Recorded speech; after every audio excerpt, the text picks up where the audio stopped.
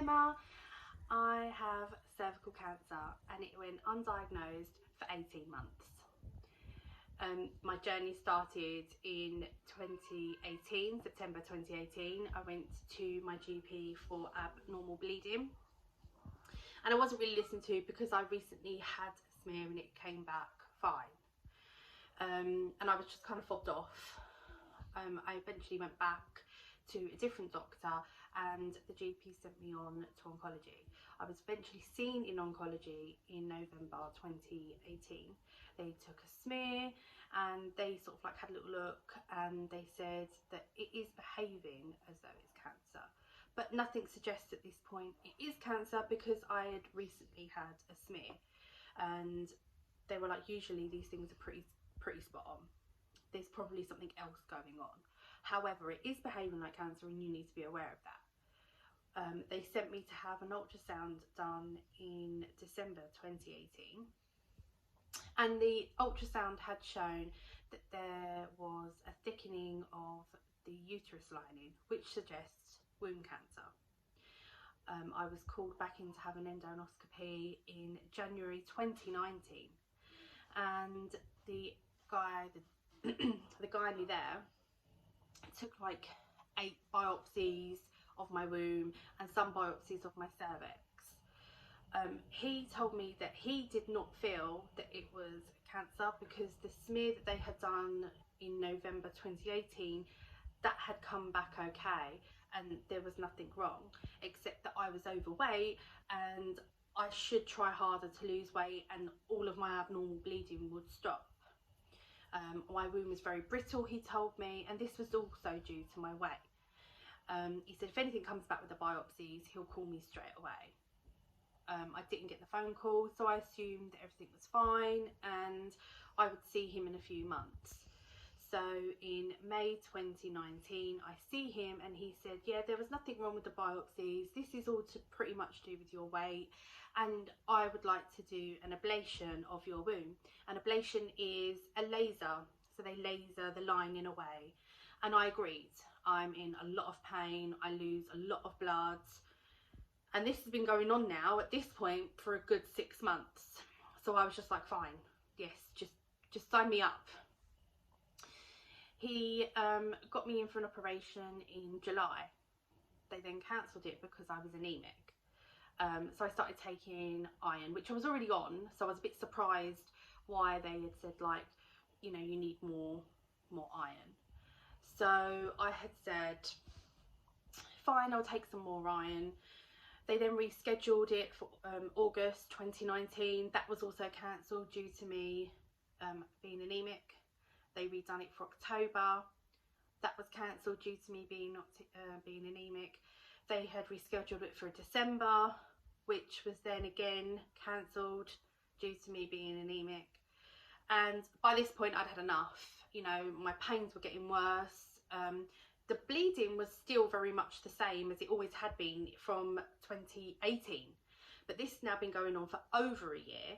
And you know, it was still very much put down to my weight. And funnily enough, I was losing weight. I was losing quite a lot of weight rapidly as well. Like when you go for your operations, you have to have like a pre-assessment to your op where they do, you know, they do the MRI, not the MRI, what's it called? Like they do the swab in your nostril. I can't think of the name of what it is.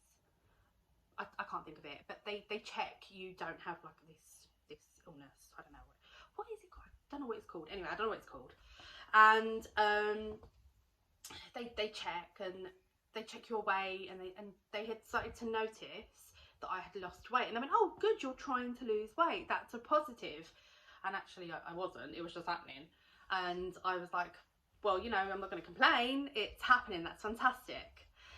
So I was still anemic in December, and so the gynae operation, like the gynae pre-assessment nurse had said, look, I'm going to try and advocate on your behalf and see if they can give you an iron transfusion because this is now becoming a bit of a joke.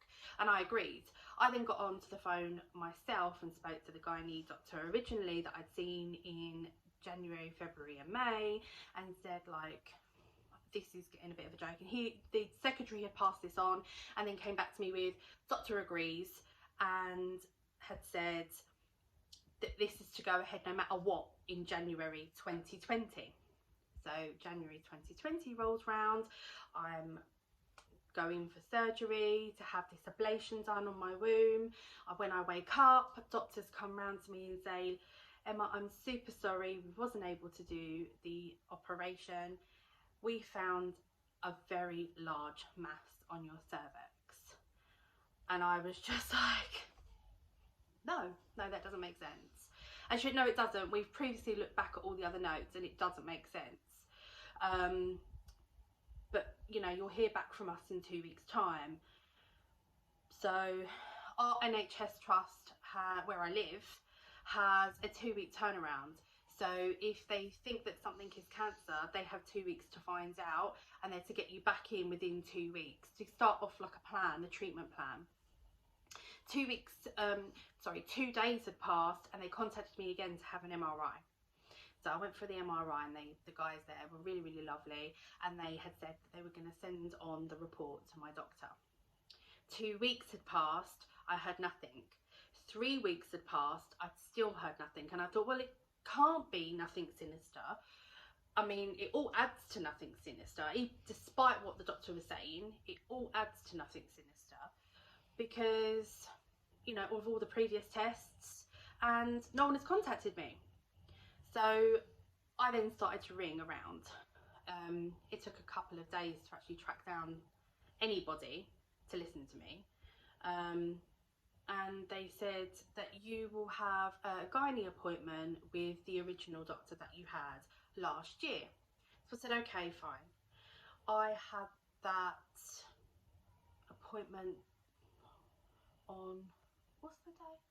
Like February, what is the date? What was the date on Tuesday? I have no idea. The date Tuesday passed. On Tuesday this week. It's just passed. And the 11th, I had my appointment on the 11th, and I walked in and he said, hi, how are you? And I said, yeah, good. And he said, how's treatment? And I said, treatment? What treatment are you talking about? I went in to have surgery.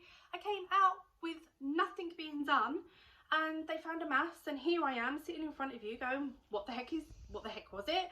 What is going on? And he sort of like started fumbling around in my notes. He's now looking confused, and he's reading, he's getting up stuff on the computer, and he's like asking me, when was your last year? And I said, well, December 2018. And as soon as he asked that, I knew something was wrong.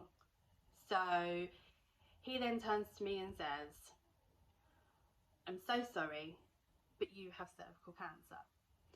I feel quite sorry for you because you was not expecting it. I feel very sorry for you because this has been missed. You should have been flagged. This should have been flagged for oncology. I should not be telling you this. Oncology should have been, and an oncology nurse should have been in the room. I feel very sad for you, and I'm sorry for that. We are going to try our best to take more care of you now. And I said, well, can you tell me anything? Can you tell me anything at all? And he said, no, all I can tell you is that you have cervical cancer. Someone will call you for sure this week. And I pretty much was sent on my way. So that night, an oncology nurse rang and kind of said, you know, that the doctor that I had seen earlier on the day went to an MDT meeting, which is like where all the oncology doctors like meet once a week and discuss cases. And he kind of walked in and said, look, this is the case I'm now presenting. I'm so upset about this case. She has been undetected, she's been failed. And yeah, you need to kind of get on board with that. So they did.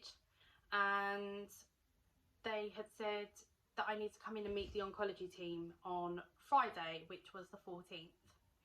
So on Friday the 14th of February, Valentine's Day, I was told that I have a 5 centimetre tumour on my cervix.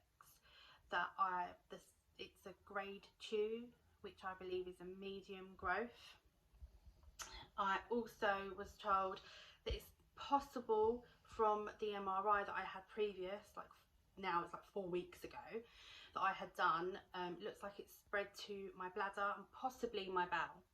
They said they're going to move my treatment and my management over to a hospital in London because it specialises in cervical cancer.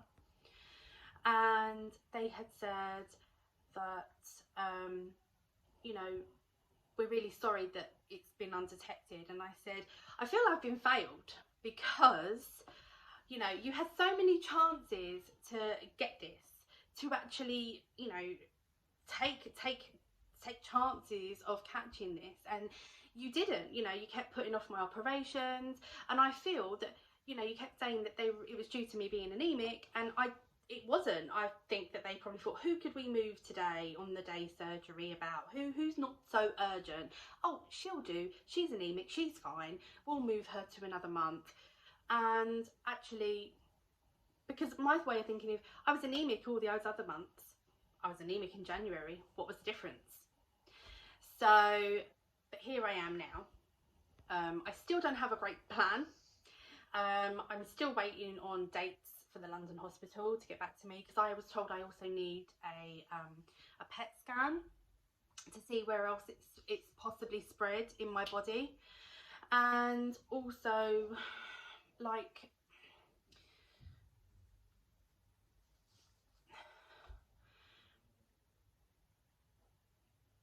I just feel that I've been failed massively. No one's taking responsibility of it. They know they failed me, and there doesn't seem to be some kind of urgency with it. And it's difficult and it's hard, and people don't really know what to say to me. And for me, I know that they failed me, not the other way around. Like, it's not as if I didn't go to have smears and I didn't go to all of these appointments. I was asking for help since 2018 and I was ignored. I was told it's your weight. I was told all kinds of different things like I could do to, you know, to make my life better with this bleeding, and the pain was subsequently just getting worse and worse and worse. Nobody listened. Well, here I now am with no treatment plan still in place. I'm still sat here thinking, what's the plan?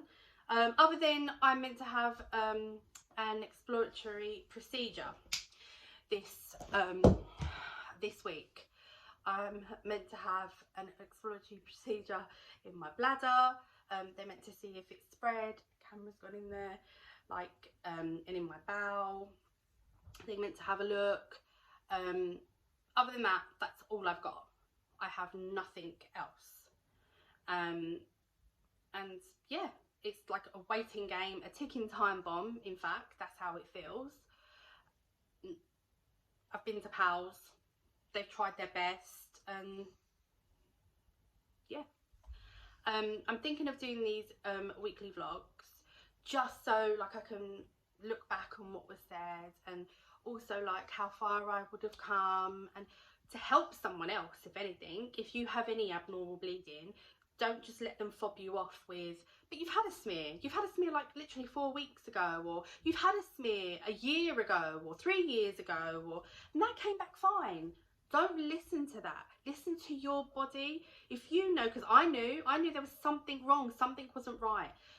You need to be more forceful, or maybe tell a friend to go with you if you don't feel that you're that forceful, and you can kind of maybe speak up. You know, it was missed. And I had even said to the gynae doctor, you know, I had these smears done. I had all of these biopsies. Why was it missed? And he said, sometimes it is just missed. And I was like, that's crazy, because you're telling these women, if you just have a smear, we can catch it. We can catch it early enough. Well, it wasn't the case in my case. And also, I'm not just a one-off. He also told me about another lady he had that also presented like me, that when they eventually took out her womb, they gave her a full hysterectomy because the ablation, she had the ablation, she still was poorly, that eventually they took the womb out, and it was only once they took the womb out they found out that she had cervical cancer. So I'm not a one-off. I think I'm the one-off, well, I'd like to think I'm the one-off where they've let it go and they didn't put me as a priority. You know, once or twice you kind of think that's okay, but I had my surgery booked like June, August, October, 4 times my operation was rescheduled, and it shouldn't have been. So yeah, I would like you to help follow me if you found that I was interesting, like this vlog.